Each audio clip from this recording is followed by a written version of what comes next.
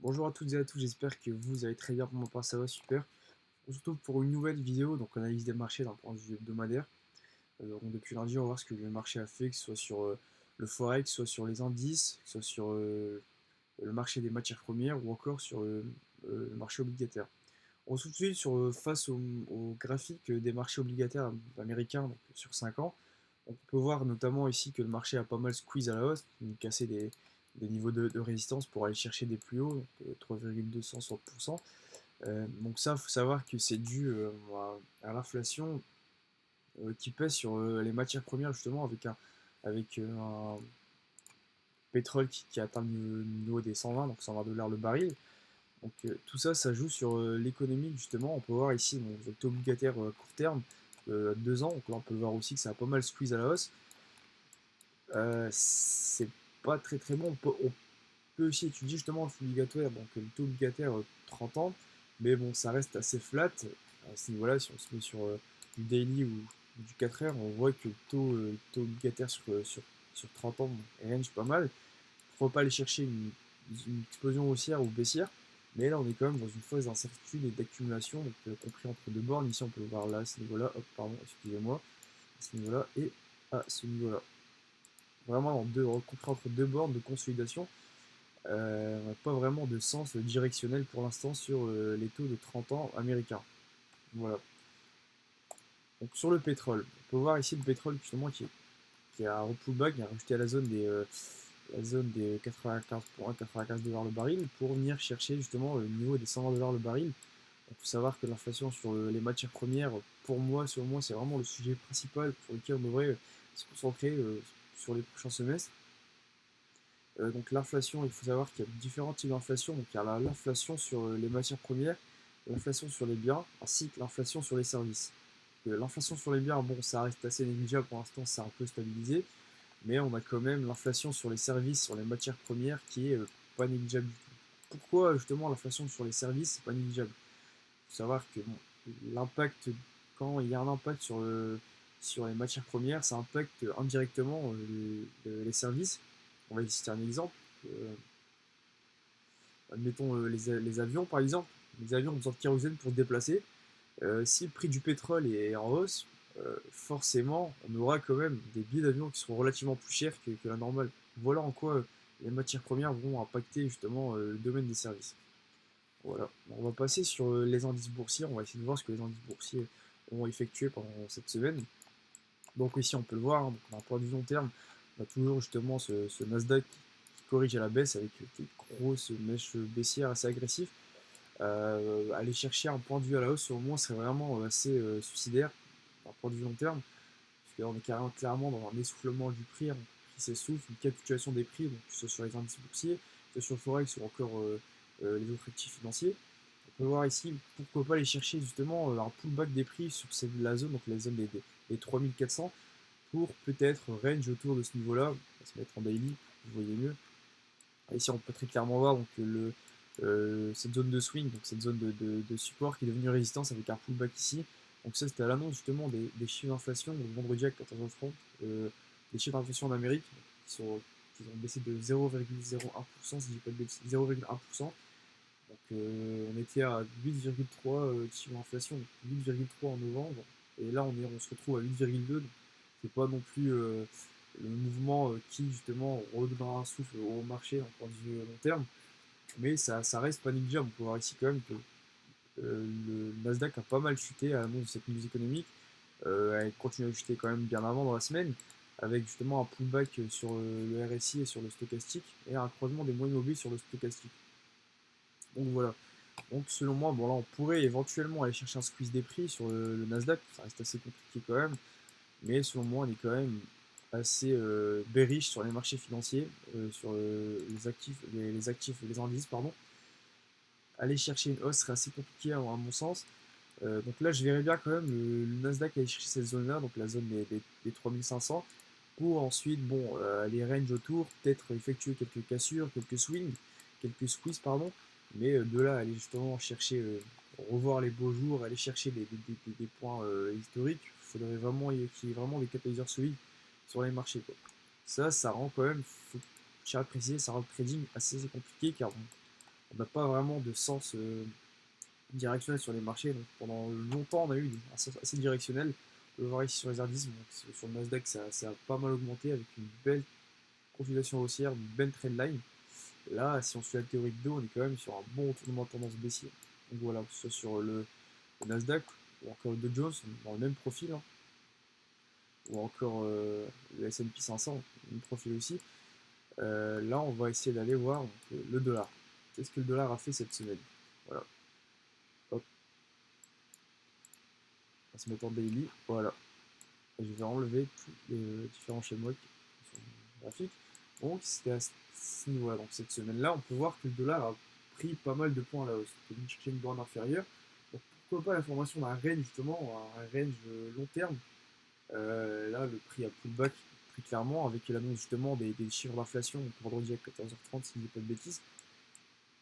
Pourquoi pas aller chercher la borne supérieure, donc ici, hop, donc le niveau des 104.800 pour éventuellement range. Ça reste une zone charnière, une zone assez importante sur les marchés financiers. Il faudrait quand même faire attention quand même à ce que le prix fera pour éviter justement les bull traps ou les bear traps que le marché peut effectuer. Donc être assez attentif à ce niveau-là et pourquoi pas aller chercher un squeeze, donc la contre-tendance, aller chercher pullback ici, aller chercher ce niveau-là, donc la zone des 104 000, 104 pardon, mais ça reste de la contrebande, c'est assez compliqué. Donc selon moi, le dollar à court terme ou à long terme, il faut savoir quand même qu'on approche de zones solides, hein. Vraiment on approche de zones de résistance et de support assez importantes sur les marchés financiers. On peut le voir ici, hein, c'est des zones assez travaillées, je vais essayer de zoomer dessus, ça va être compliqué à voir. Enlever les moyens mobiles, hop, hop. Voilà, on peut le voir que c'est des zones assez travaillées ici, soit ici ou là, avec des beaux pullbacks, pareil ici, pareillement là, les zones charnières qui ont assez énormément été travaillées par le passé. Donc là, on arrive au niveau de ces zones-là. Donc pourquoi pas trop être attentif sur les marchés et attendre de voir ce que le marché, le prix va faire au niveau des 104.800 pour à la rigueur aller chercher un dessoufflement, donc un retracement de Fibonacci sur un 0,618 ou un 0,50 en point de vue court terme. Voilà, on va aller chercher donc ces eaux-là, hop, et un retracement baissier, hop. Pose mon Fibonacci ici. Admettons que le prix arrive dans ces zones de support, à aller chercher ces niveaux-là par exemple à la baisse, sur le dollar, donc à la hausse sur le USD, et laisser le prix donc faire ce qu'il a à faire. On va tous passer maintenant sur donc, le Bitcoin. On va essayer de faire les indices, le Bitcoin, là, le Forex, la crypto-monnaie, tout ça, on va essayer de faire tout de suite. Plus vraiment sur la période de devise, donc l'euro USD, l'euro-dollar. Le Bitcoin, qu'est-ce qu'on peut dire du Bitcoin d'un point de vue long terme? Donc on peut voir ici que le Bitcoin justement vient buter sur une zone de support assez charnière qui a fait ses preuves depuis la création de cet actif. Alors, on peut voir ici de là à espérer un pullback, parce que on voit sur les réseaux sociaux, que ce soit sur Twitter ou que ce soit sur les grosses plateformes comme Bloomberg, Reuters ou encore Investing. Alors, on est quand même, bon, je pense que le marché pourrait pullback sur les zones charnières. Moi, à mon avis, à mon sens, je pense vraiment que le Bitcoin pourrait plonger vers des plus bas. Pourquoi pas aller chercher ces zones-là, les 10 000 ou encore les 15 000. Pourquoi Qu'est-ce qui me fait penser ça? Donc, on peut le voir très clairement. C'est une zone de support. Elle a été travaillée une fois, donc pullback ici. Ici, pile, ça a vraiment pile buté contre cette zone-là, encore une fois, et c'est reparti à la hausse. Par le passé, encore une fois, on a eu la même chose, le même schéma, donc ici. Mais si on regarde maintenant dans le contexte dans lequel on est, on voit quand même que le prix stat a cassé quand même cette zone-là avec de fortes mèches ici, avec une bombe bear trap ici, un piège des vendeurs, ici encore une fois, ou encore ici. Pourquoi pas justement anticiper une petite une baisse des marchés l'actif Bitcoin, pardon. Pourquoi pas aller chercher des plus bas, mais je vois vraiment pas, à mon sens, le marché aller chercher sur ces zones-là, aller chercher des points à la hausse. Étant donné que faut dire que le marché des cryptos en ce moment se casse plutôt la gueule, que ce soit sur l'Ethereum, que ce soit sur les autres crypto-monnaies.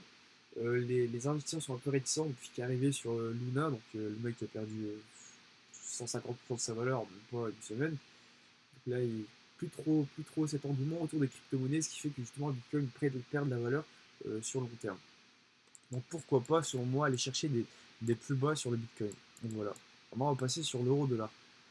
Alors l'euro-dollar, bon, d'un point de vue long terme, on peut le voir sur l'euro-dollar, ça approche de la parité, donc il faut savoir que la parité, ça fait assez peur aux investisseurs. On reste bon sur des zones qui sont assez compliquées. Je vais enlever les schémas, hop. On peut le voir ici hein, avec la cassure de ce niveau-là et un gros pullback à la suite d'un doji. Donc, là, comme je l'avais dit dans la précédente vidéo, faut savoir que je vous l'avais bien dit dans la précédente vidéo, il faut aller chercher. Je pense que le prix va aller chercher des plus bas. Euh, de là à espérer que le prix aille chercher des plus hauts historiques, pour moi c'était du suicide, c'est la concurrence, c'était pas logique. Dans la précédente vidéo, j'avais dit justement que le prix allait casser ces niveaux-là pour aller chercher des points bas. Donc c'est exactement ce qui s'est passé. Hein.